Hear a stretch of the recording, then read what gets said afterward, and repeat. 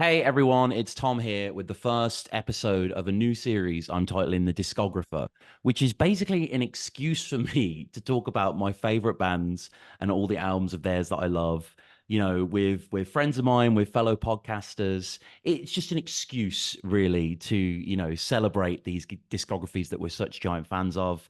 And it made sense to kick off with the replacements, really. I mean, over in England, it's interesting. I think they have pretty much zero cultural imprint. They're not unknown, they'll be covered in Mojo magazine and they'll have the odd, inadvertent 20 million stream thing on Spotify that's like used elsewhere, whatever, and that's great to see. But, they're a bit of a cult band for me. They're a band that I, listen to at a certain time in my life. There's like romanticism attached to them. But as years have gone on, I've got into my 30s and I'm still absolutely, besotted with this band. So very excited to discuss it and to discuss it with Gregg. Gregg, how's it going, sir?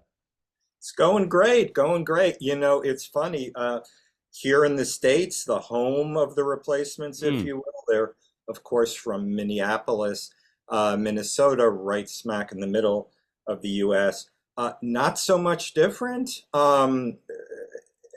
Some people consider them the greatest rock and roll band ever on a good night, Yeah. and yet they're relatively unknown among the general populace or even rock music fans in general who may just know them not at all or just their later couple of major label albums.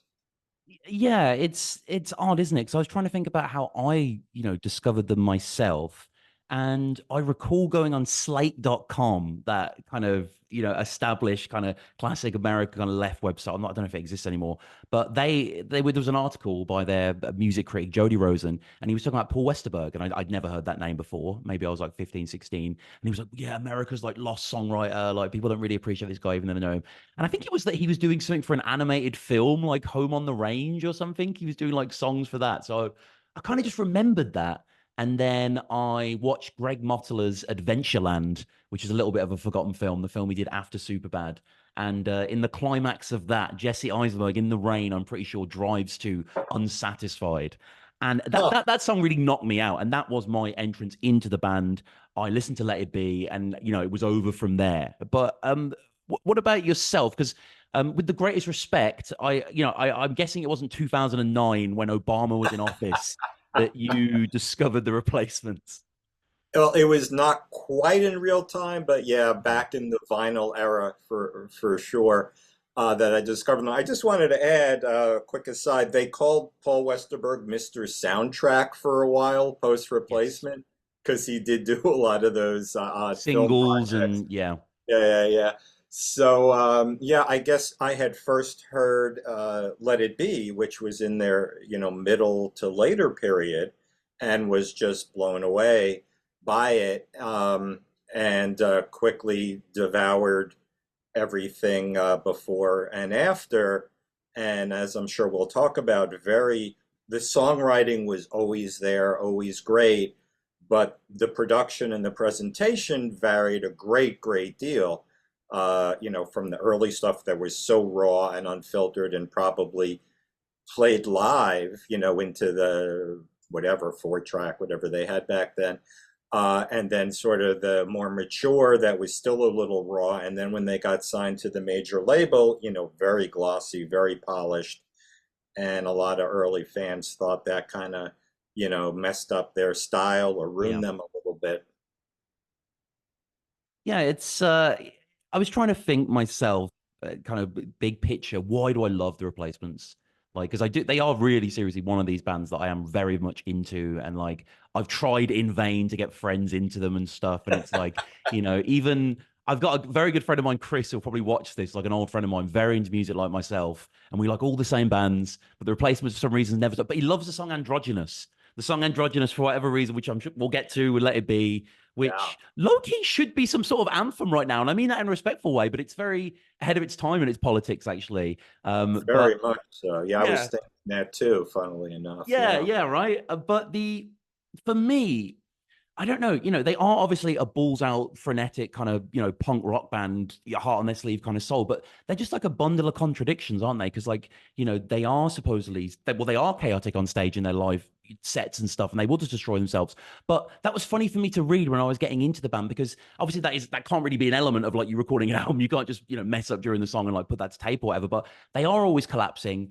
But then again, there's a real majesty to them as well, and I think part of it is down to Bob Stinson's leads, and I actually think Bob and Paul are kind of up there as like a Jagger Richards sort of thing. I'm not going to say they're at that level, but you know what I'm saying? Like they embodied this certain dynamic that I can't get enough of.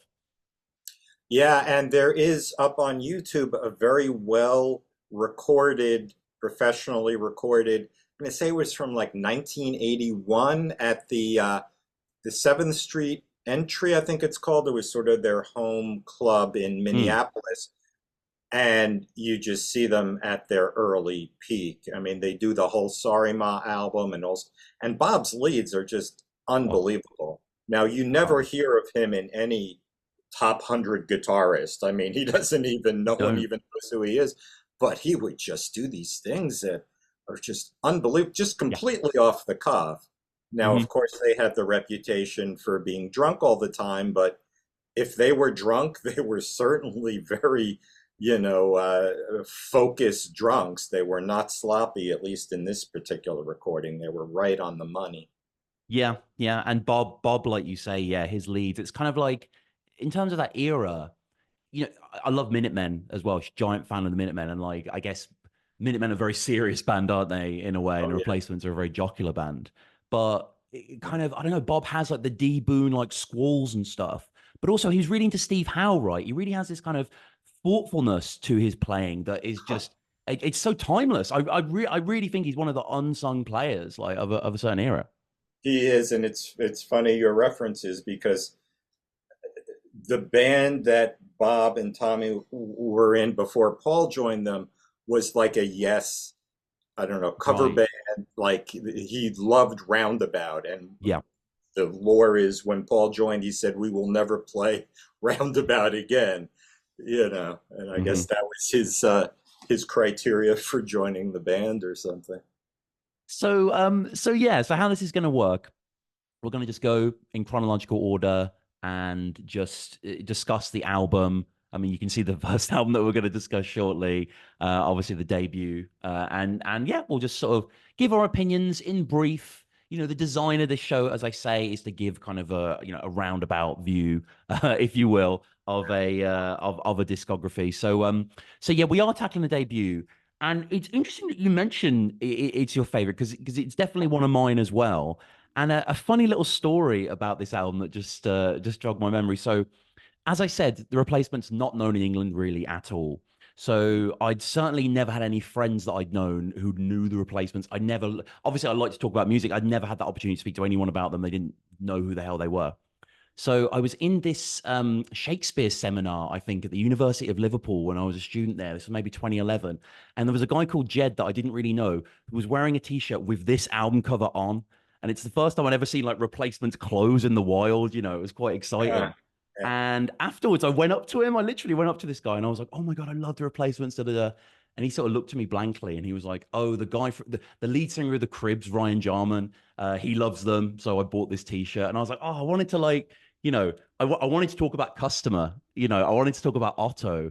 I wanted to talk about how they seem to have just came out the womb perfect in a certain way, even though it's very imperfect. Like it's almost like Appetite for Destruction. It's like they just came off the street into the studio, and I think it works. It's such a thrill, this album. Love it, love it. Yeah, I have a funny T-shirt story too. There's this band called they were called the Refreshments, and they changed their name. A great rock and roll band. They're known if you Mm, know the Hank Hill show. okay. What's that called? It's an animated show. They do an instrumental for that, but they're a great rock and roll band. And I happened to see them in concert, and I wore my Sorry Ma T-shirt, and I guess the Replacement sounds like the Refreshments. So people were like, "That's not this band." Meaning, of course, they had never heard of the Replacements. Yeah. More than likely, even people that like a punkish, they have more of a country edge, but obviously punkage in vintage. So Yeah. just shows how they just don't get their respect and their due. They should be they're the Beatles of post-punk, if you will. It's like I've been doing a lot of research for this episode, and reading a lot of articles at the time or whatnot. And people even in the early 90s in certain reviews are like all shut down and stuff, are like saying these guys are responsible for grunge. Like these guys are responsible for that, heart on the sleeve sort of earnest songwriting. And I know there's a lot of people, I know it's not like a patient zero, but like I can see it. Like they're so important. Yeah, I won't get into the term grunge, but if you're talking about the Nirvana type Yes, band sorry, and yes. Not the yeah, the there's a lot of pop punk grunges. like Green Day, I mean, 100% it's in the DNA. Yeah, And the they were directly more, they had written a song, Paul Westerberg wrote a song for the Goo Goo Dolls when they were a cultish band.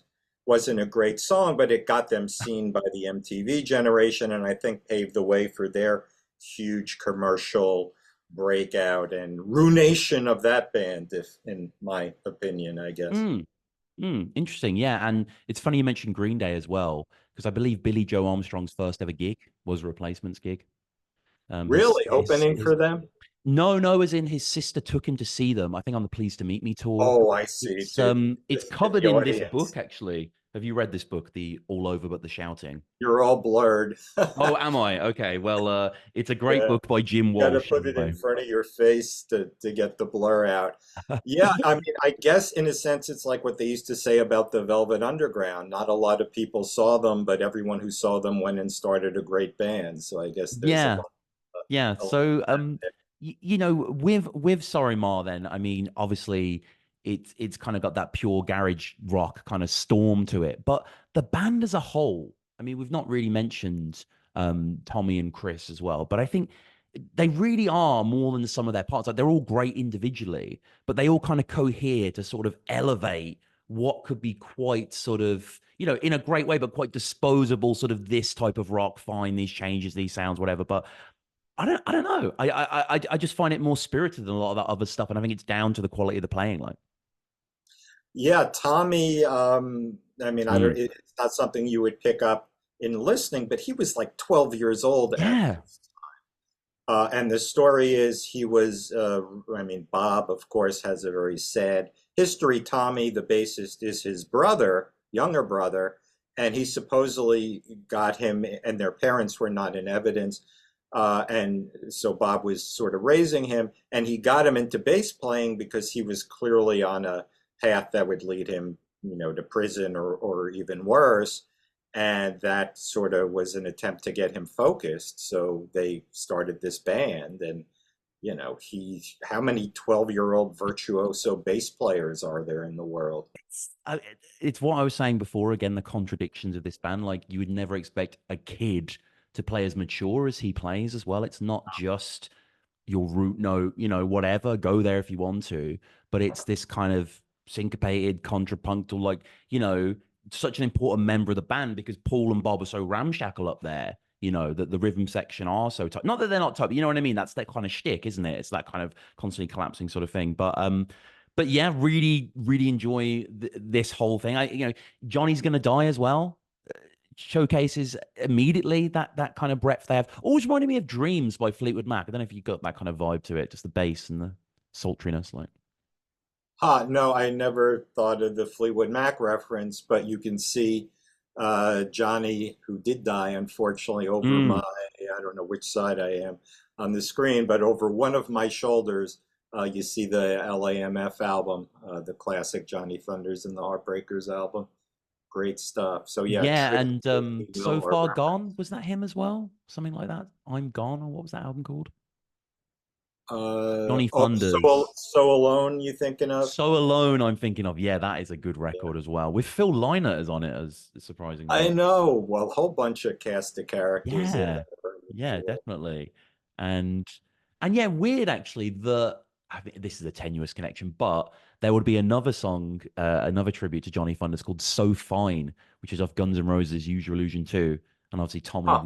would go on to join Guns, so one of these little things. But yeah, really superb debut. I came to it far later. I sort of started, as I said, on the Let It Be and almost worked forward and then worked backwards. So, it was a kind of jolt in the arm to listen to this. And this must have just soundtrack so many parties and just kind of had that appeal, interesting, that raucousness. So there's a genuineness to it that I really love.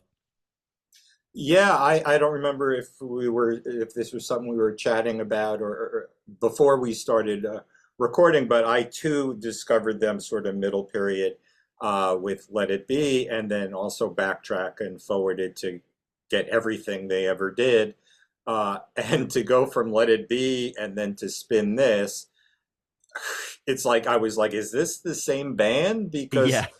my virgin ears, I'm like, whoa. And of course, I learned to love it, and it's my favorite of their discography also. Yeah, but I mean, it's the sort of stuff like it wasn't too much of a leap, I guess. When I listened to this album, because I was like, well, I've heard Gary's got a boner. I've heard favorite thing. Like, I know there's a mode that the band like to get in that, as you go on, like I think there's like one heavy song on Don't Tell a Soul. Again, we'll sort of get there when we get there, but it is interesting to see, that kind of shedding of that element. But yeah, again, I really like it. Otto that I mentioned prior as well just has a sort of all of the songs are very immediate, aren't they? They're very insistent. They don't have to unpack in your mind. Like they're quite forward. But they're fun. It's a very joyous album to listen to. Yeah, they're 3 minute blasts, Yeah. maybe even they're not super short like a lot of LA punk Hmm. but they're nice 2.5 minute, 3 minute songs. Rattlesnake, probably Shiftless, When Idle, or Customer are the ones that stood out for me. Customer's great. Yeah, I do really like Customer, and it reminded me of have you ever heard of Frank Sidebottom, the guy with the giant weird head? No, it's vaguely familiar, but not off the I think top I of think if I my sent you a picture of him, maybe you might recognize him. But head. Wait, is he in a band or who's? yeah, no, he's like this classic like outsider Manchester-based artist, singer-songwriter, kind of anarchist that never quite made it. But he was in this cult Manchester band called the Feelies, and they just have a song that's very similar to Customer. I'm in love with the girl at the checkout of the Virgin Record mega store or whatever it's called, and it was like. He was going to be on top of the pops, but there was a strike the week that he was going to be on there by the electricians union, so he never got his chance and blah blah blah. But just Huh. reminded me of Customer, and yeah, Customer. I love that kind of that's. I'm in love with a girl like that. That way that they get into it. And let's talk about humor because replacements employ that a lot, right? Throughout the career, they're wisecracking constantly. Yeah, and Westerberg, of course, as much of a hard guy he was, had this very soft side. Hmm. And even though Customer is a hard driving song, you could see some of that hard on the sleeve sort of stuff, the unrequited love. And of course, later albums, he'd do it in a ballad where he would Yeah. just be crying. Oh God, yeah. No, I mean, if only you were lonely. That I heard that through Sorry Ma, but was that like a B side or something? Um, It's a lovely tune. I mean, I thinking of that I heard it latter day. I don't know Yeah, where it, yeah. it I'm. came up, but within your reach. Oh my God, yeah. Oh my God, I think, and that was maybe the next album or Yes. relatively Yeah, I think early. it was Hootenanny actually, which we'll get to. Yeah, it was Hootenanny. So we move on to Stink now.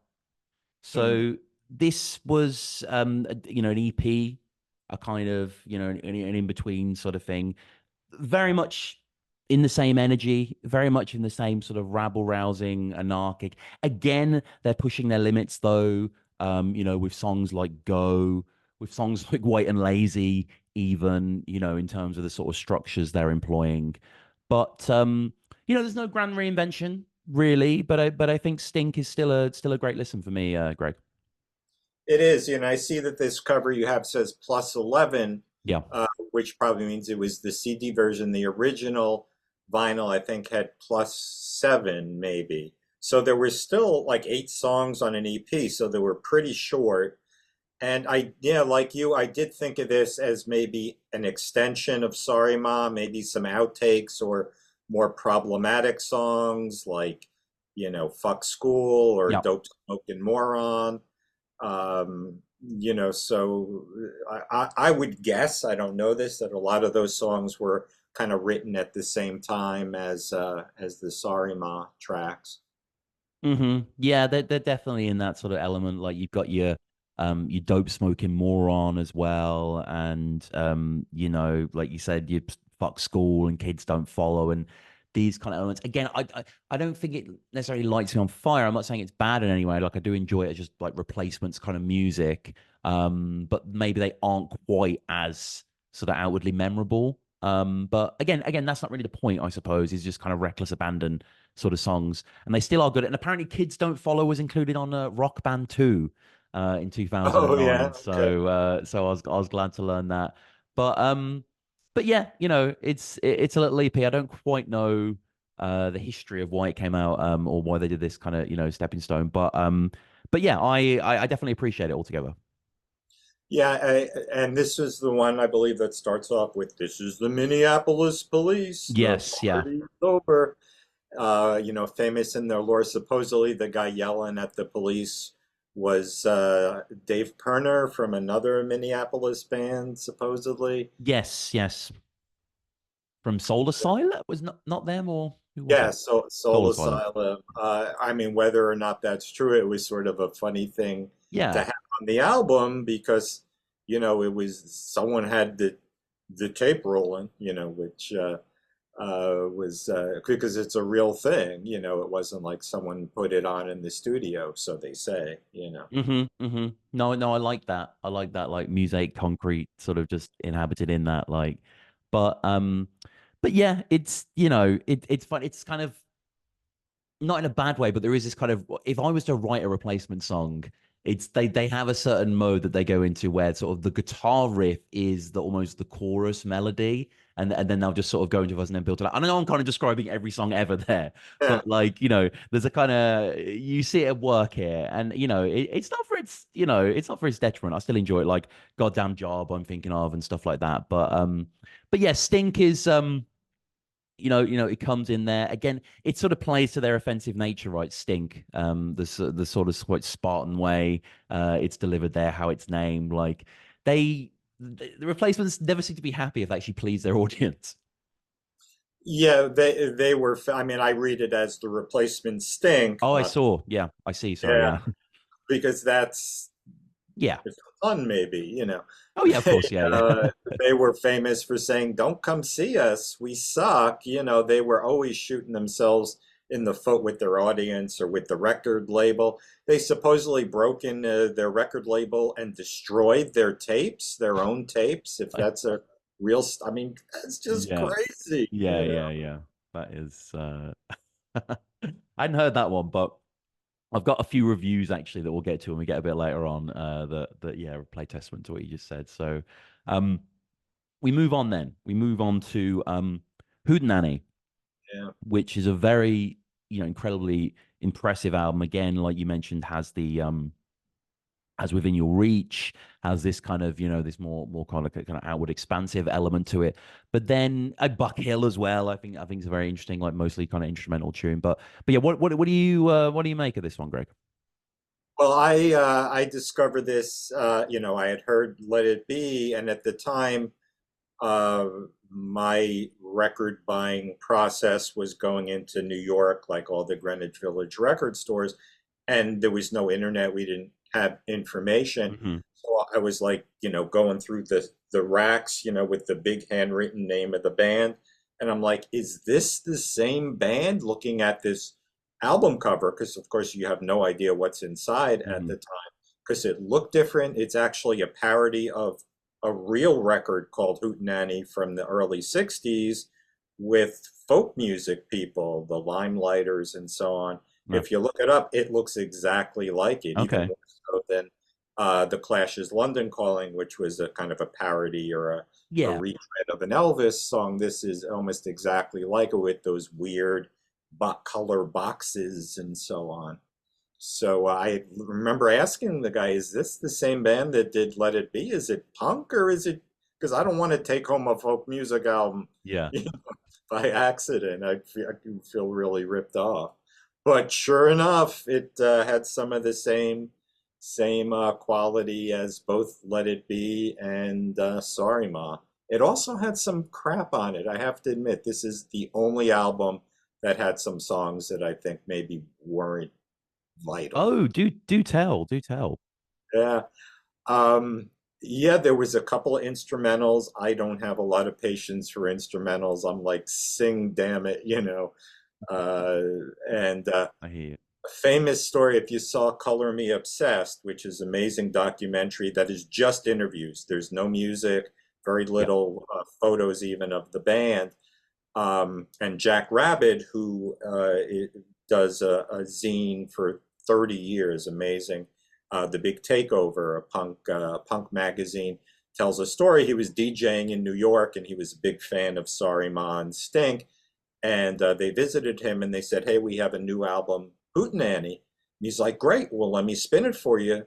And he looks at it, and of course, he's like, "Well, what song should I spin?" And they famously, Tommy and Paul said, "You can't go wrong with the first song." And of course, the first song is Hootenanny, Yep. which I don't know what that is. So he spun it, and the audience supposedly booed, and he had to take it off and spin something else. So, talk about shooting yourself in the foot. They could have Yeah. played Color Me Impressed or Heyday and been huge Hmm. heroes, but no, not their thing. Yeah, I'm not as besotted with this album as some of them that we're going to imminently get onto. I don't think it's like a massive downgrade in quality. Yeah, Hootenanny to me feels a little bit kind of, yeah, not of a misstep, but it is kind of the replacements way, really, that they are kind of into self-sabotage to a certain extent. And yeah, I don't find this thrilling, but there is stuff like, Run It, for example, and Color Me Impressed that you mentioned. And I don't mind the instrumentals, I must say. And I think the replacements as a whole are quite expert at kind of crafting these landscapes quite interestingly between the two guitarists, and they don't never seem to step on each other's toes, and all seem to push people into certain weird directions, but it's not too progressive. But yeah, I quite like that. But yeah, Heyday, as you say, Treatment Bound, like it's a solid album, it's a solid offering.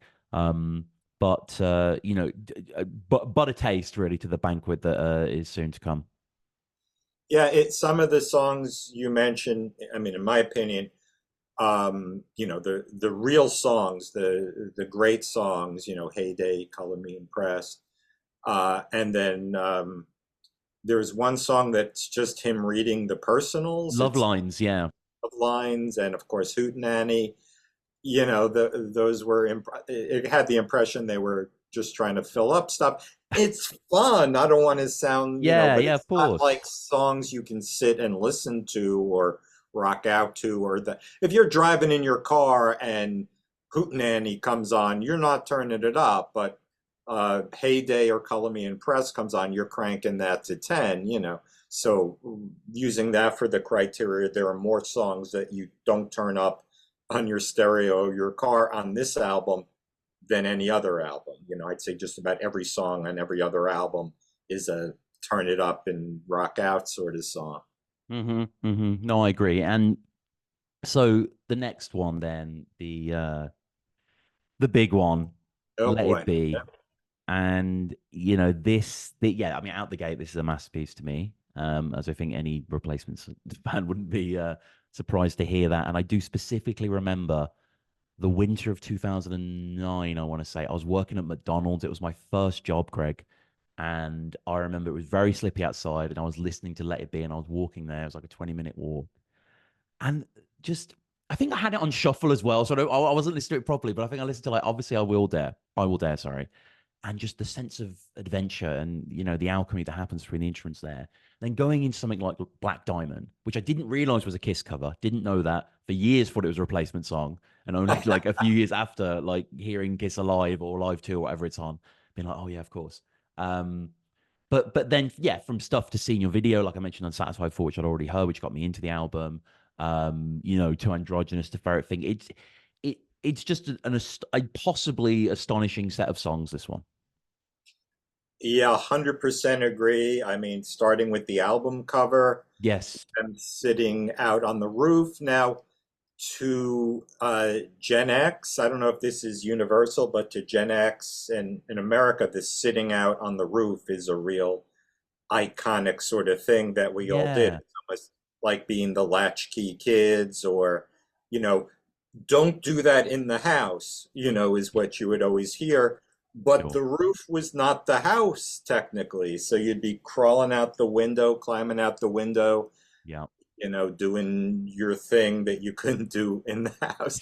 So it was very much a iconic sort of memory, when I saw it, of these guys sitting on the house, on the roof of the house, hanging out. So yeah, that immediately resonated with me before I even heard the music within. It's a brilliant shot, isn't it? It's just a great photo in It general. is, It's not and attached to these people at all. It's just a cool shot. yeah, Um, yeah, and of course that house, which was the Stinson's house that they crawled out on, is whoever owns it now. There's a plaque there, and the guy, oh my God. people come by and take pictures. I have Uh, to go to that. and in this shot itself, you can see over Bob's head their little sister's soccer trophy yeah. through the Yeah. window, which is kind of funny when it's pointed out. I like how you can see like most of their shoes as well.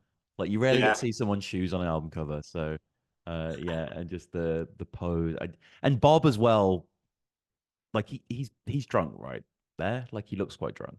Yeah, I He think by probably this is drunk. period he was having a lot of problems, unfortunately. So maybe, I don't know, I mean, no judgment. I'm just it's Yeah, yeah, it's that sort of Tommy looks like he just rolled out of bed as always, but still beautiful, it's the punk yeah. icon in my mind. Oh yeah. Oh yeah. Again, vastly underappreciated. But yeah, I mean, it just has everything, doesn't it? Really, and like I remember reading some review at the time, and it was like, oh yeah, and then you realize Answering Machine doesn't even have any drums, and I was like, oh my God, it doesn't actually. That is like, but it's so powerful. Like Westerberg and his guitar, just as this force, is pretty undeniable. Like, Yeah, that's one of my favorite songs, and it's funny, mm, not to be a spoiler alert, but in the interview movie Color Me Obsessed, it starts and ends with, I guess, a fan who Westerberg had a friendship with, always leaving messages on each other's answering machines. I mean,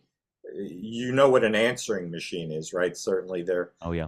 they're they're I'm from that era. I do recall them. Yeah, I do okay, remember. they're Yeah, technology that's been kicked to the curb, but it was a yeah. real thing. You Mm, would get well, I mean, I guess voicemail is analogous, but you'd rewind it and play it. It was very mechanical, and it was interesting. mm.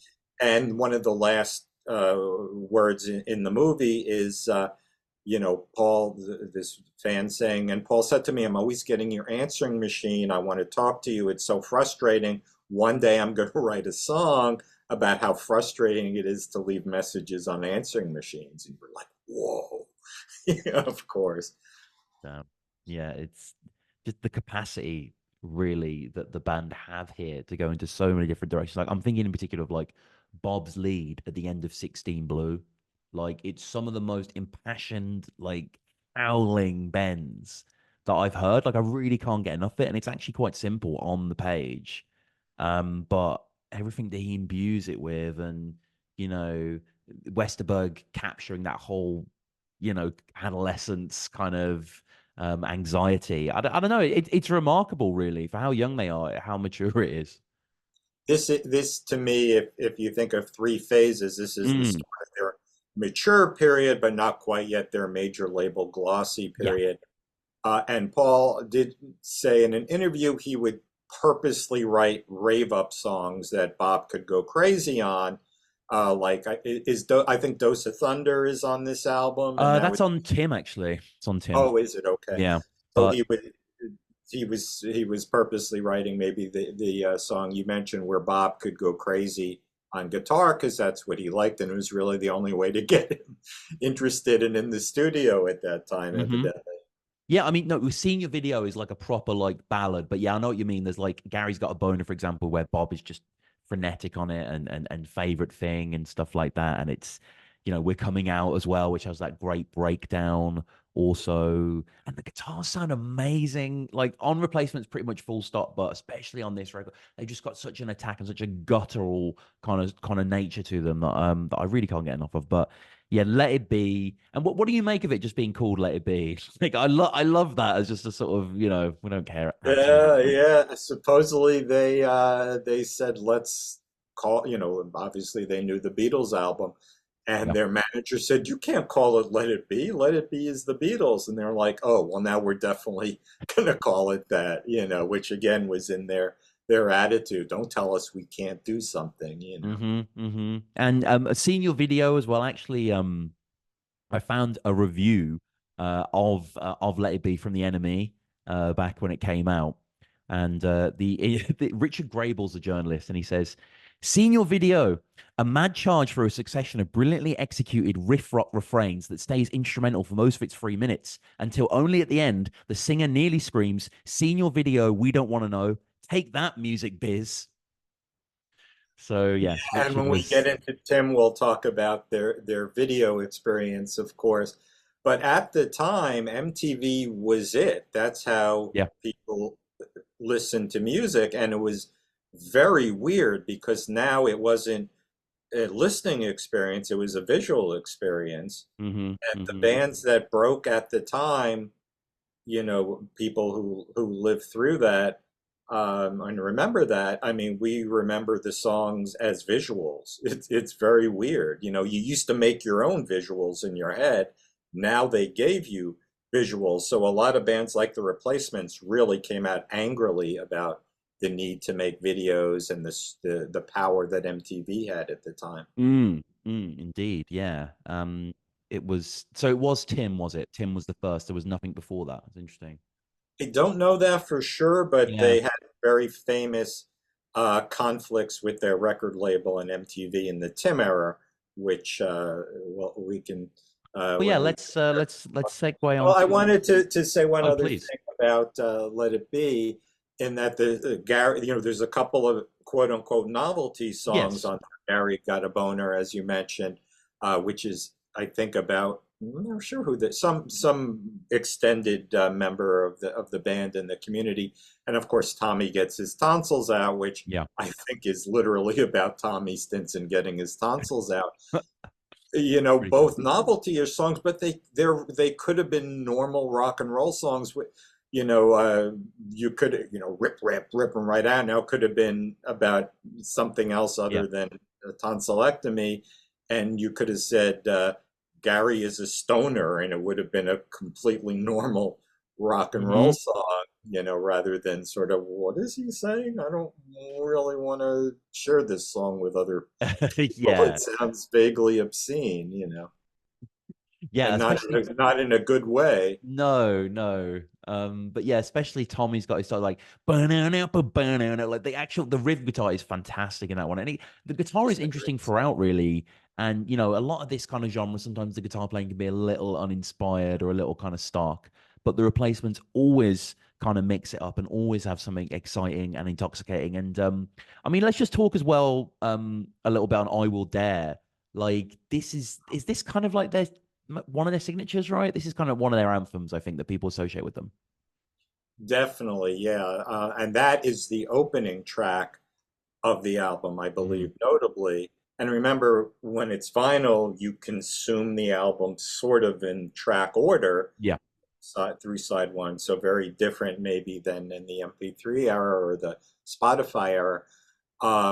So yeah, compare that to the opening track, as we just said, on the prior album, Hootenanny, which was just a total throwaway. Here, probably one of the greatest songs he ever wrote, maybe the first great, great, great song from a music industry point of view.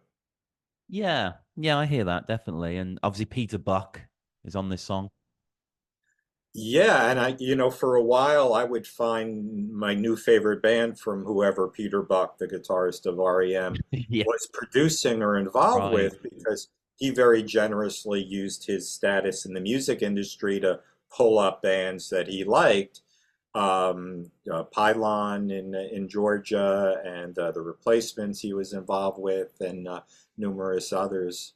Hmm. Okay. Okay. Pylon. I'll have to check them out. Yeah, I've not heard of them. And they're from Athens too. There was a whole bunch of bands that Athens, Georgia was. They would say, "What's in the water?" There are all these great bands, and Hmm. a lot of them was because Peter Buck would champion them and get them signed and get them known. Yeah. So, Tim now. Time for Tim, which again, abs like I think is neck and neck for Let It Be for me. And I think I have this internal war in my head really over which is better. It doesn't really matter, but I remember Let It Be was the first one, and then I was like, well, of course I got to listen to the follow up. And I felt at the time maybe I was a bit younger and my tastes were a little bit less refined, and I wasn't into sort of heavier stuff, even though Let It Be really isn't that heavy. But you sort of know what I mean. This jagged punkness to it, but. Tim's a little bit more sawn off at the edges. We've still got like Dose of Thunder and a lot of other songs like that, but yeah, it's kind of widescreen songwriting again, really. With Hold My Life and Left of the Dial, which might be my favorite song of theirs ever. Love it. Little Mascara. I just think this is a wonderful album, Greg. Again, Yeah, people mention "Here Comes." I was looking at the best replacement songs in order. You know how yeah. people too much time on their hands will Well, do that, and I think "Here Comes a Regular" was number one or up there. I don't love that one as much, but it's a great song. I yeah. think "Left of the Dial" and Mm, "Bastards of Young" I think is and "Kiss Me on the Bus," all huge favorites of mine. And I had mentioned videos, so I sort of want to close that loop, yeah, yeah.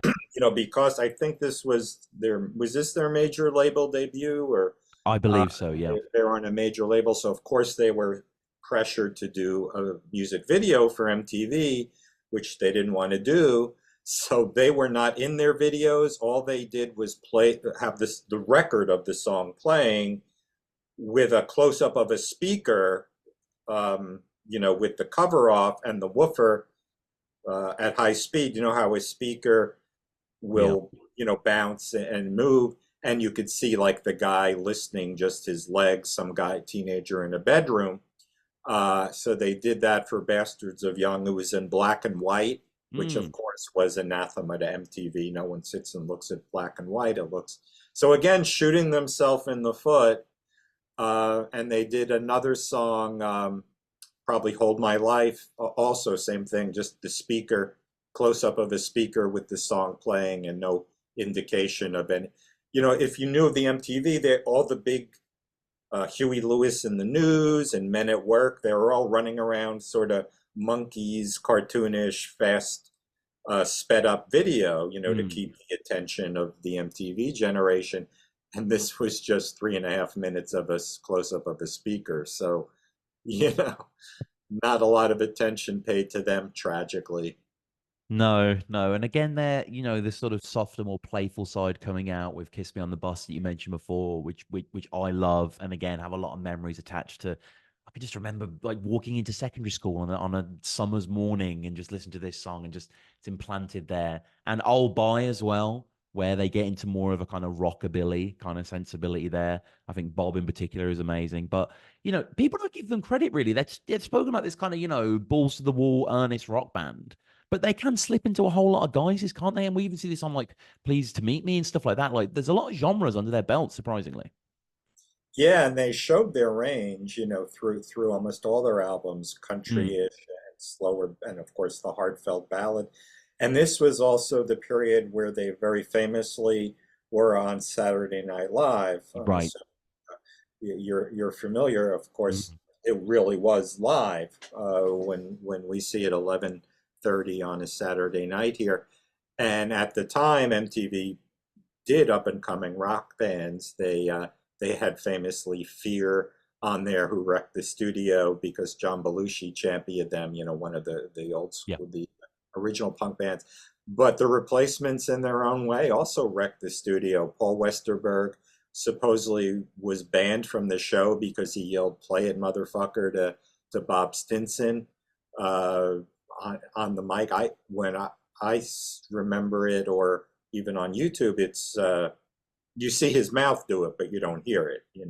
Yeah.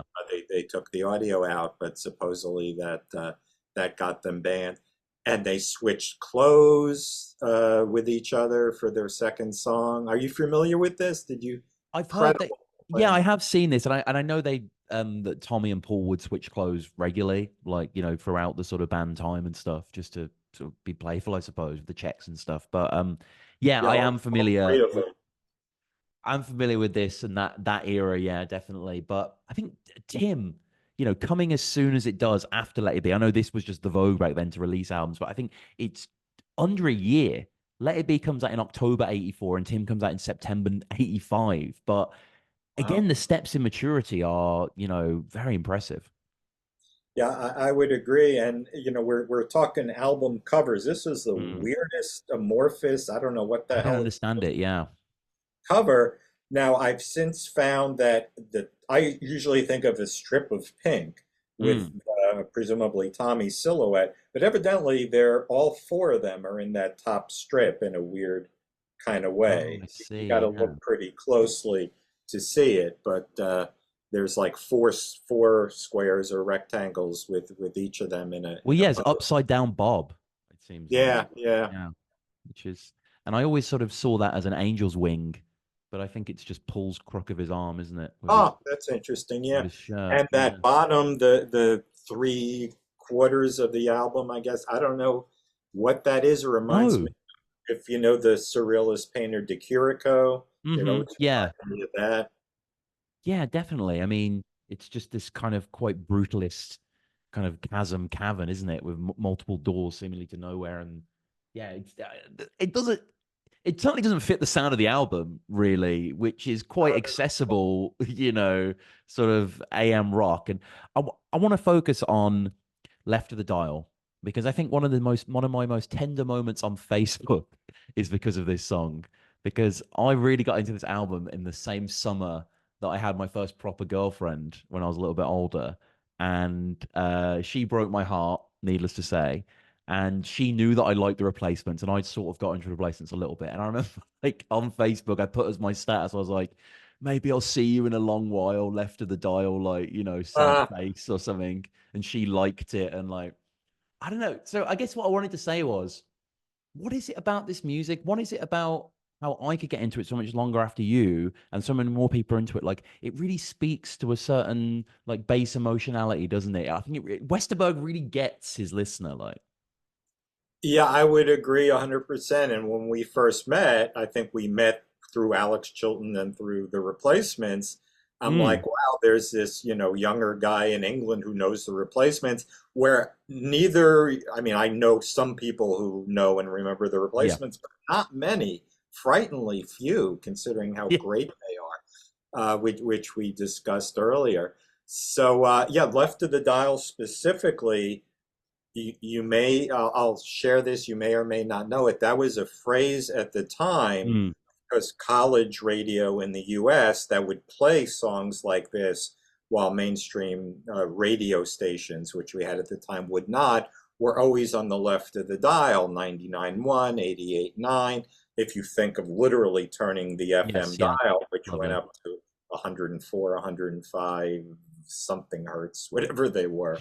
So that's where you would be found to find good music to our taste. So it was very much a metaphor, Yeah. left of center. There was that phrase. Suzanne Vega had the song. There was a John Hughes movie, Left of Center. The people that you thought were weird in a cool way were always left of center in that sense, or left of the dial. Yeah. It's the breakdown in the center of it, when he says left of the dial and that guitar chimes along with him. And I don't know, the song feels huge. It just feels really vast. I love the way it starts with those chords. And then it just expands out. Yeah, it's a wonderful tune. And there's a few tunes on here that are just almost like classics of the genre. I think Little Mascara as well. I think it's just a compact bit of genius, that song. I just think it doesn't waste a drop, really. And it, not on the original release, but do you know Nowhere is My Home? I really like that song as well. Yeah, I did hear some of the outtakes they released later, a lot of outtakes Mm. from Let It Be and Tim. So I caught up, but I'm not as familiar because an album like Tim and Let It Be I would just spin constantly. So they're Yeah, yeah. soft It's second. weird though. It's weird though, isn't it? Because it's like we've said the replacement's not that appreciated, but it seems like by their record label they are. Like they get loads of remasters and remixes still. Like, Yeah, and actually I found out recently people did not like the Tim mix, and they actually remastered it. They called it the Let It Bleed mix or Yes. Yep. something. I never had a problem with Tim. I loved it No. like you right out Agreed. of the gate. Yep. So I didn't really know what folks were talking No. about. Um, but I No. don't think I I was a little heard offended at that. I was like, this album the. sounds amazing. What are you talking about? Yeah, Like, I thought so too. And honestly, I'm not a real audiophile. no, I me neither. listen to a lot of great songs on a fourth generation cassette tape on a Walkman, and that was perfectly adequate for me because Yeah. songs, that's how I loved Iggy's raw power. I mean, literally, someone gave me a Oh, cassette, nice. and it didn't detract. They were great No. songs. I didn't need the audiophile experience. Greg, you're preaching to the choir here, and I've had this conversation with my friends many times. I'm similar in that regard. I don't mind the sound of a squishy MP3 on Spotify. Like, I don't own vinyl. Like, I love music, but I don't really own vinyl. And all these new Beatles mixes. Like, I love the Beatles, but it's like it doesn't unlock a new layer of the song. There isn't a new Not needed. verse there. It's Yeah, weird. It's like there's too much you can just labor over the same thing. I don't know. right, right, right. But Uh, yeah, no, I'm not audiophile. I mean, you hear the stories of people listening to like Dark Side of the Moon in headphones to get every nuance, and that was just never my musical experience. I'd never had much interest in that sort of thing. no, I just no. great. My uncle actually, Alan, he's a proper audiophile, and he would listen to music at a certain time of night because there'd be less pressure on the grid, and it would affect his late. He was like a bit Ah, off the wow. deep end with that Yeah. one. Alan was, but it's just weird, isn't it? It's like you see all this new stuff. It's like because the Beatles and Paul McCartney is the best thing to follow because obviously they sell, so they have all the new stuff, and it's like the new slow cut. Like I can't even remember the terms for it, but Anyway, the thing is as well, the Replacements they're not like an audiophile band anyway. Like the kind of point is that it sounds kind of shit. I don't know. Yeah, I mean that's of course their reputation. Hmm. On their night they could be the best band ever or the worst. They were so sloppy. And I never, well, there is, I don't know if it's on your agenda, there was Mm. sort of a weird cassette only release, Shit Hits Yes, the Fans, which yes. came out about this time, I think maybe shortly before Tim, but had a couple of the Tim At songs on at it. Bob's Barbershop. Yeah, Yeah, yeah, that was, right, that was, Chris Mars drew the cover, the cassette it's a insert. great cover. Yeah. Yeah, it's the first time we saw those sort of monsters that he liked to draw and would come out in his artwork and Oh, his, okay. his solo album cover. But yeah, it said something on the cover about Bob's Barbershop. I never really knew what that meant. No, it says Asylum Cut $20 or lines. I don't know what that means either. And it says beer on tap. Beer beer on tap. Why learn? So yeah, Yeah. but yeah, that was I've not actually heard that. I literally Oh, I you're in just for in for a treat. yeah, I know. I only discovered this the other day doing research for this. I was like, oh yeah, it was on the Wikipedia. I was like, no, I've never seen this. So it's mostly covers, right? Well, I'll give it so the legend is Hmm. some journalist said, and at the time you carried a cassette player with you, and someone said, "Hey, Paul, can I record your show?" And he said, "Why would you record us? We suck," which he always would say. And he's like, "All right, I'll do it." So this guy was like holding up, so he could hear it, the cassette, presumably for his own use. And someone in the entourage saw him doing it and came and confiscated it, took it away because I Yeah, guess he yeah, yeah. didn't know that he had permission or whatever. And the story is he later listened to it and said, "Yeah, let's release this. It's pretty cool because it captured their shittiest show, like Right. them at their worst. The whole thing is them starting some bizarre cover. I mean, great song, but like, why are they playing this? Yeah. Stopping after 30 seconds, like I can't get enough of your love. I think it was a Bad Company song and a Led Zeppelin song, Hmm. they would just start playing and then forget it or fall apart. And of course, it's all audio, so you don't really know what's happening specifically on stage. And that's really it. I think they only do maybe two or three of their own songs on it. Yeah, yeah, I think you're right. Okay, I need to check that out. And there's I found this review as well, similar era. This is when they played the Palace Theatre in LA for the LA Times. And yeah, he says the same thing. He says they do all these off-the-cuff versions of weird covers. So they do Hank William Jr.'s All My Rowdy Friends Are Coming Over Tonight, Radio Free Europe by REM, More Fun in the New World by X as Oh, well. yes, sure. So it's yeah, it's cool they do that, but they don't. And apparently, so oh yeah, this is it. So apparently, someone requested they do "We Are the World," which is Huh, this kind of era, right. and apparently he says, "quote The replacements came back with a short something called Let 'Em Starve." So there you go. That's the placemat's way, right? Yeah, yeah. Huh. Yeah, it's worth one listen, let's put it that I'll way, definitely listen. I to will. be a Yeah, completist, but it's not really listenable other than as yeah. interesting artifact. I see what you're saying. And there's another review actually that I found from Melody Maker by Simon Reynolds, who it's interesting actually because he's actually quite an acclaimed music journalist now, and he's written quite a few interesting books about new wave and stuff and post punk. But this is the replacements they play June '86 in Dingwalls, London, and he just basically says that they're what's the saving grace? Just an exuberance that, for all its maleness, is scruffily flamboyant. The replacement songs bulge and nearly burst at the seams with rude, unruly life. So I quite like that. That And was about this album? this is that era. Yeah, this is 86, June Oh, that 86. era, not this. Yeah.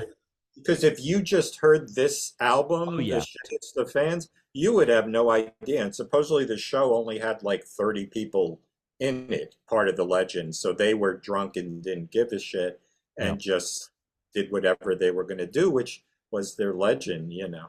No, that is the essence. So pleased to meet me. How's this album for you? Oh man, this was such a weird one because for whatever reason, major label, MTV, this broke them. Now, for the first time, I would hear from, people who liked rock and roll but weren't punks. Oh, did you hear this new band, The Replacements? They're so good. Ugh. And I'd be, okay, great. I'm glad you discovered them. But if I turn them on to Sorry Ma, they would Oh not yeah. have any appreciation for that sort of music. So it was weird that this is what people thought the replacements were about or sounded like, you know. Yeah, but I mean, Shooting Dirty Paul could be on Sorry Ma, I think. I don't know. Well, maybe. I don't know. It would have to be sped up a lot. It's quite heavy, but I know what you're saying. The majority, because it's a very eclectic record, and They all are, yeah. when I first heard it, it actually left me a little cold, and I have warmed to it because it was literally Let It Be Tim this in quick succession, and I was ready for it to knock me out like those two did, and it didn't really. And I do think there are some good songs on here, definitely. Um, like obviously Alex Chilton I do really love, and a few others, but I don't know. I feel like the rockers aren't quite as memorable.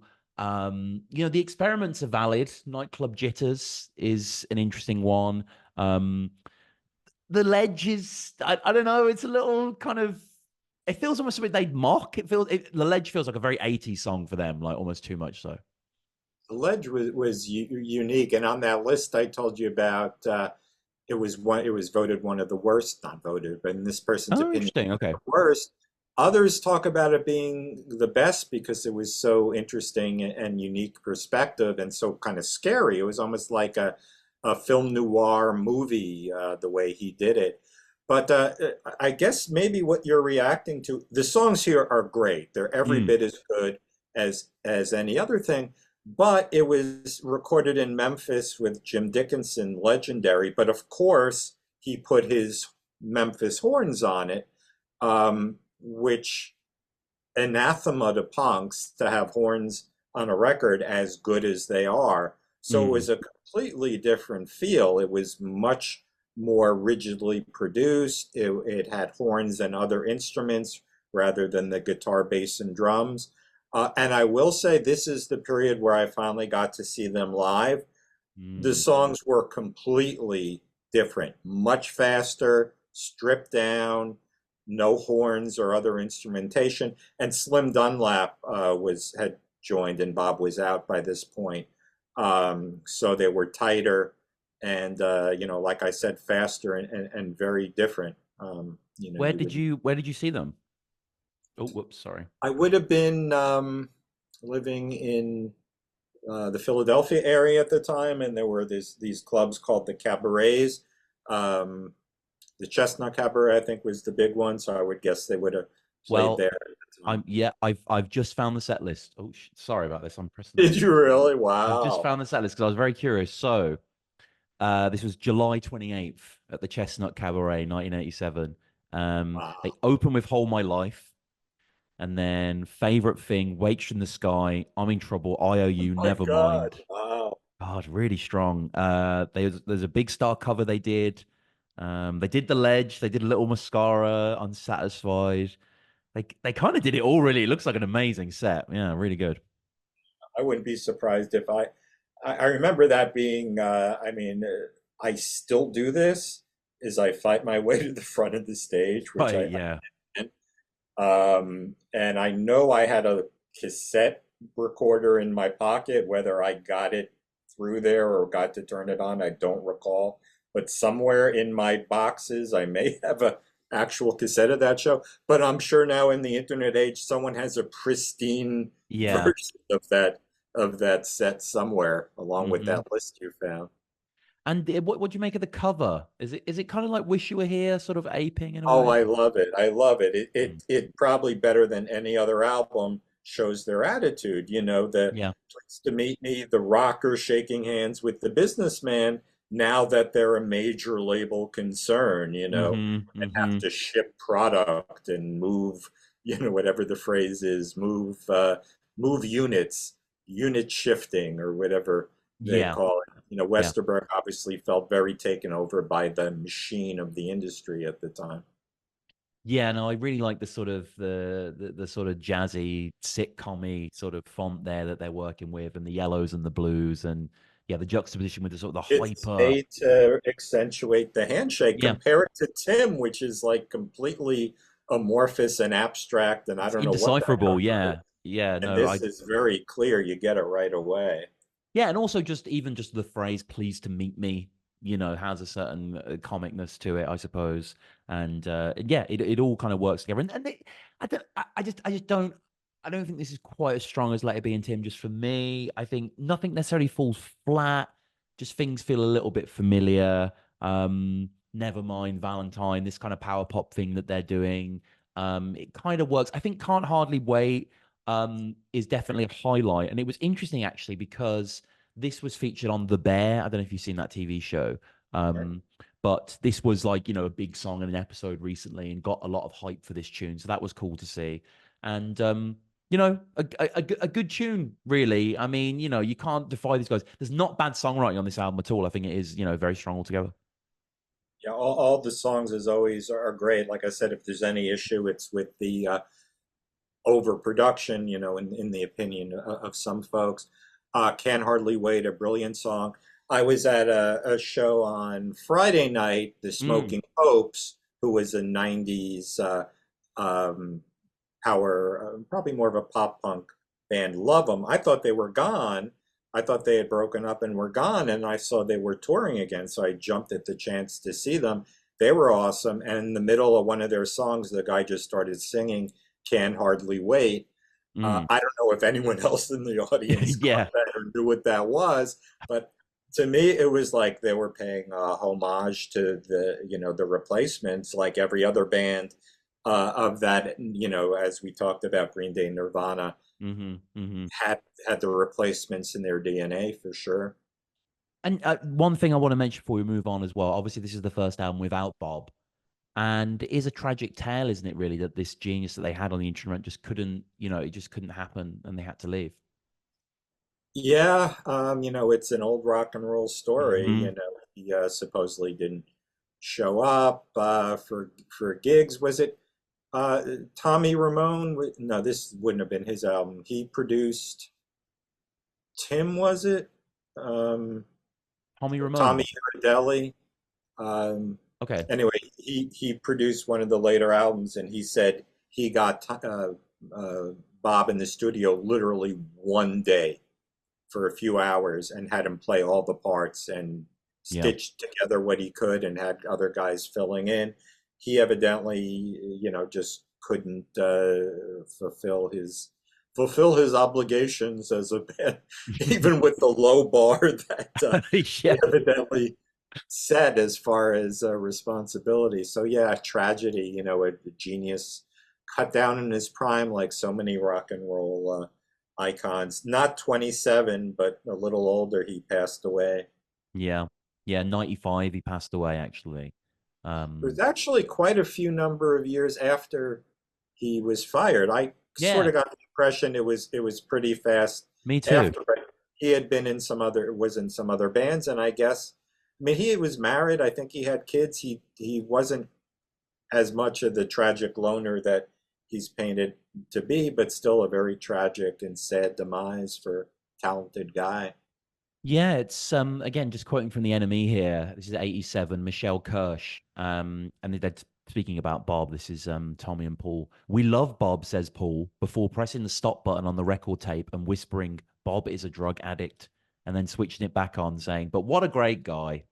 So Uh, yeah, there was drama there, and yes, Tommy also mentioned, like you said, that Bob got into drugs, got married, which got him paranoid about his wife when he went on the road, and it just yeah, it seemed a kind of sad, tragic existence really, and he's a cult figure, but of the cultish cult type, like you know what I mean. Tom Waits is a cult figure, but people know who he is. Like I think Bob Stinson, you've really got to sort of be into your your 80s kind of punk there.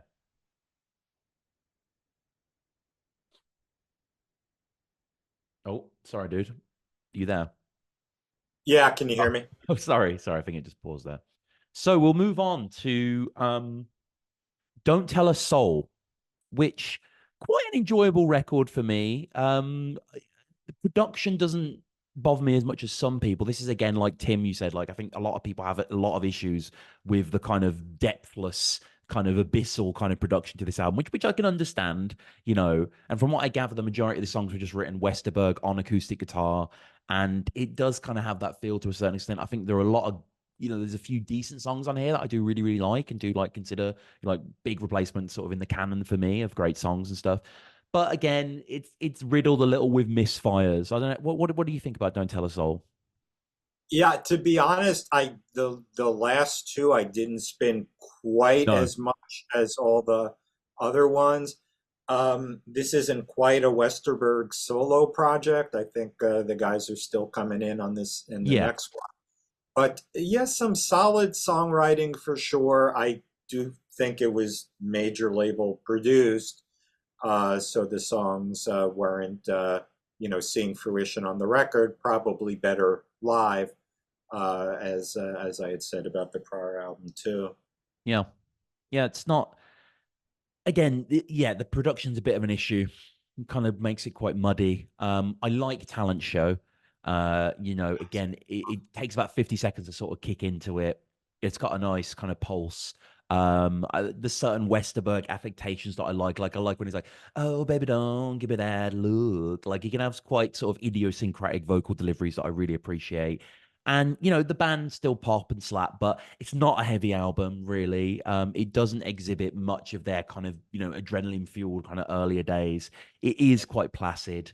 He gets a lot Westerberg out of quite simple chords and just garnishing a little bit of melody, but some of the songs are distinct. I think there are some. I think there was a video or two from this one. "I'll Be You" and "Aching to Be" are probably the Great, two standouts for me, really. I mean, just as strong as anything in the prior couple albums, I would say. Um, yeah, they got lost a little bit, and Talent Show again. Paul shooting himself in the foot.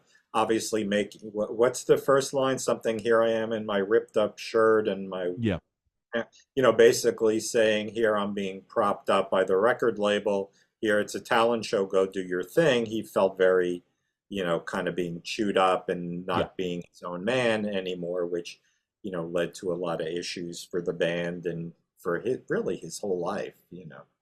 Ain't much to look at, so yeah. And it can be taken a few ways as well. I think just as a kind of maybe a funnier song where it's just kind of it is very grand entrance and build up, but it's just for a talent show. There isn't really that element to it. But yeah, no, I definitely like what you're saying. But this is a record I have a lot of memories for. When I was at university, I used to work at this little shop at the front selling coffees and newspapers. And for some reason, I would listen to this album a lot. I was just getting into this album, enjoy this album, and have quite a few memories of it. But yeah, again, not stunning really, and again, kind of the beginning of the end. Not a terrible record, but no one's going to say it's their favorite. And I mean, finally all shut down, which again isn't one that I know that well. I've listened a lot to it No, me for this neither. episode. And I don't think it's very good, really. I don't think the songs, for the most part, are that interesting. Yeah, I think this was the one I assume that was meant to be a Paul Westerberg Yeah. solo album, and was going to be marketed. And then I guess at the last minute they marketed it as a replacements album, and it was a lot of session players. But I think some of the session players were Slim, Tommy, and maybe Chris Mars. I don't know if he had been estranged at this point. So, strongish collection of songs, not awful, but, not the replacements of old for sure for any number of reasons. Yeah, definitely not. I think again with Don't Tell a Soul, you could see some of the varnish coming off. You could see that it just felt like solo Paul songs rather than replacement songs. This sort of songwriting I really enjoy in general, and this kind of idea, but I just think these things are a bit dull. All Shook Down, the title track, is very kind of just weak, and I don't know. There's not really much of a thrust to it, to be honest with you. I don't mind Merry Go Round. I feel like the sort That of was just, the chords themselves kind of do a lot of the heavy lifting there. But yeah, interesting though, because it is meant to be like a solo album mostly, as you say. There are a lot of guest stars on here, including, I don't know if you know Terry Reid, the sort of legendary English rock singer. um, I, it rings a bell. I couldn't Yeah, tell you. he's probably most famous because he was supposed to be the lead singer of Led Zeppelin and he turned it down.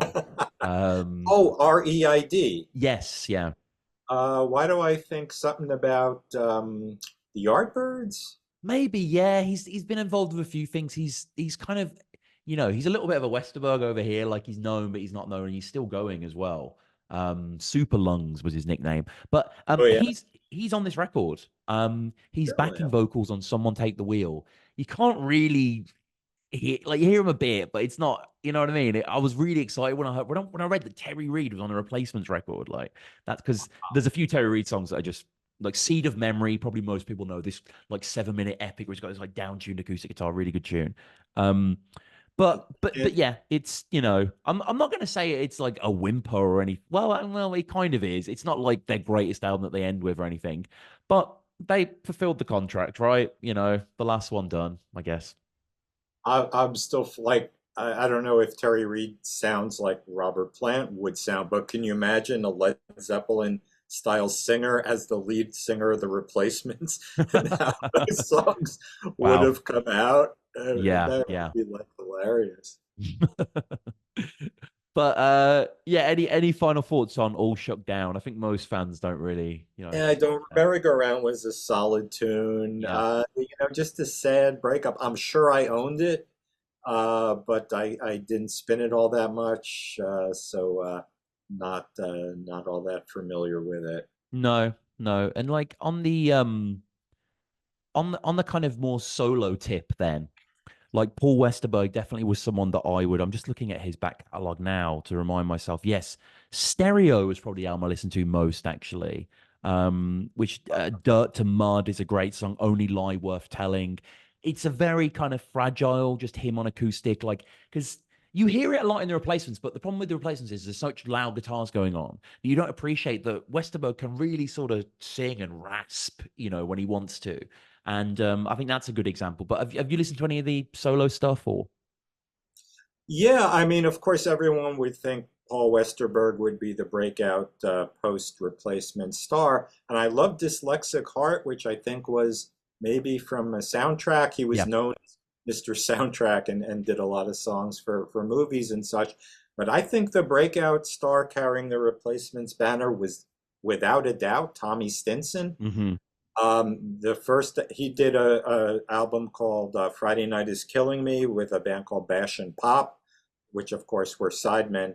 of his, including a couple of guys who had ended with the Replacements tour. Steve Foley on drums, I think, Hmm. replaced Chris Morris. But you got to hear that album if you haven't. It's I like haven't. Yeah, I will. one of the best Replacements albums, if you will, so to speak. And he Mm. also had a band called Perfect, which also fantastic. And they did an album. He did one album at the time with Bash and Pop, and then shortly after formed the new band Perfect.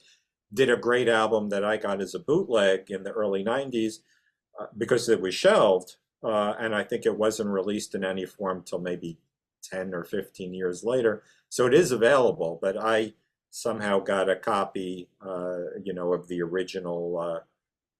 You know how bootlegs are just sort of Oh yeah. floating out there. I don't know how people get a hold of them, but amazing stuff. So Perfect. Um, I'm trying to think what it was called. Maybe 8 Days a Week or something was the bootleg. Okay. But those early songs, which came out on, in later came out in different versions on his solo projects and so on. But if you can find the original Perfect bootleg, it's amazing. And Bash and Pop, Friday Night is Killing Me, awesome stuff. I will check. I will certainly check those out. And I mean, insane as well that Tommy was involved with Guns N' Roses, who I don't were, that for mentioned, me, a but yeah. huge band. Like they were like probably the first band that I properly got into and like listened to all the albums of when I was like 12 or something. So yeah, didn't put two and two together that he was involved with that. That's insane and remarkable. And again, testament to his playing because the Guns songs are a lot more involved than replacement songs bass wise. So it's not that he's not capable, but it's just cool that he could transition to that mode. Like, Yeah, I know. I of course heard that. I don't know what he was specifically involved with because that was a period where Guns N' Roses were working on their next album, and I think it took years and years and oh yes, years. yeah, Chinese democracy Out. took forever. Yeah, Yeah, I didn't really pay much attention to it other than knowing he had something to do with them, and that was weird. yeah, he's well, just looking now at Chinese democracy, which is quite a good record. A lot of Guns fans hate it, Oh, but yeah. he plays bass on all the songs apart from one. So yeah, he's involved in a lot of it, and there's some great tunes that he's on as well. And just finally, I want to thank Tommy Stinson because he is responsible for getting me into Prince because he was on Amoeba Records, that "What's in My Bag" video series they do and stuff like that. Oh, I saw that. Yeah. Yeah, so he pulls out the Prince's second album, the with his face on it, basically, with his image on it, his shirt off with the blue background, the self-titled. And he just talked about "I Want to Be Your Lover" and just said like, "Oh, when you put this song on, it just sounds like you want to go on an adventure and it just like kickstart your whole." And like he spoke about this song really well, and I was like, "I want to hear that song because I like Prince, but I Yeah, hadn't heard it." And then that just, I was like, "Oh my god!" And then it just went from there. So yeah, Tommy Stinson, he's just still teaching us a lot. for sure. Like Peter Buck, a lot of times you find musicians whose taste you respect, and you can get a hold of it, learn about new bands through who they like or who they produced or who they champion. And of course, the connection there, you may know, or Prince cast a big shadow or did at the Yes. time over Minneapolis. He had his mansion there, and of course, everyone would have known him starting out and from living in the city at the time. Indeed, indeed. Well, this has been fun. This has been great going through all of this stuff. I guess finally, let's just a few quick fire questions there. What is your favorite replacement song? Your singular favorite? I'd have to say, oddly, since maybe it's not one of my favorite albums, but Color Me Impressed and Mm, or Heyday on Hootenanny. I mean, just okay. maybe because they didn't have great songs on either side of them, like the other albums really always Sure. stood out for me. Yeah, I'll probably go with Left of the Dial. Personally, I think that's Choice, still sure. still there. I'm trying to think if anything else is really going to match that. Again, there's so many that are at that boiling point, but really the number one probably Left the Dial. And album by them. I gotta go with Sorry Ma. I think as Yeah. I said, I let it be heard first and then backtrack to Sorry Ma, and it sort of hurt my ears like the first Clash album until you get acclimated and then realize how great these songs are and how well performed, even though not very little production. You know, I'm assuming they just played them live and recorded them, and sound Yeah, yeah, great. literally. Still hold up. I listen to that album all the Oh time. yeah. Oh yeah. No, uh Tim for me, but again, Let It Be Tim is kind of one on one. Like they're very balanced. And final question and favorite member of the band. I gotta go with Tommy. Oh, let's go. You Okay. know, because probably because his solo stuff was so strong, and Mm. you know, he really raised the bar, you know, on a lot of stuff. Paul's a genius. Chris, a great artist, in addition to being a multi-instrumentalist. And Bob Stinson, as we discussed, doesn't get his due for being a genius guitar No, player. no, God no. I mean, Bob is my favorite for that reason, really. I just think he's absolutely inspiring, and guitar solos are some of the highlights as a highlight of a song for me. Normally, that's something that I really look forward to, really appreciate, and he just is a great purveyor of that art form, really. And yeah, it's great that we could shine a light on that. So that has been the replacements. Greg, is there anything you'd like to promote? Anything you'd like to make people aware of? No, but I strongly recommend that you go check out those Tommy Stinson Yes. solo albums. You know, a lot of times people say, okay, that band's over, and they don't look into it. Like, for example, I'll share this, the Sex Pistols, Glenn Matlock, of all people, has a great post-Pistols catalog, and a lot of people are unaware of it. So that's worth checking out, both with you know, bands like Rich Kids and also under his own name, and with the Philistines. So check those. I mean, everyone knows Pill with John Lydon, but you know, great lost catalog of stuff to check out. All right. All right. Okay. Awesome. Well, we'll get on that, and we'll be back for another discography sometime in the future. But yeah, Greg, thanks again for your time. This has been great. My pleasure. This was a lot of fun, and I'm going to go listen to some replacements and bash and pop today for sure.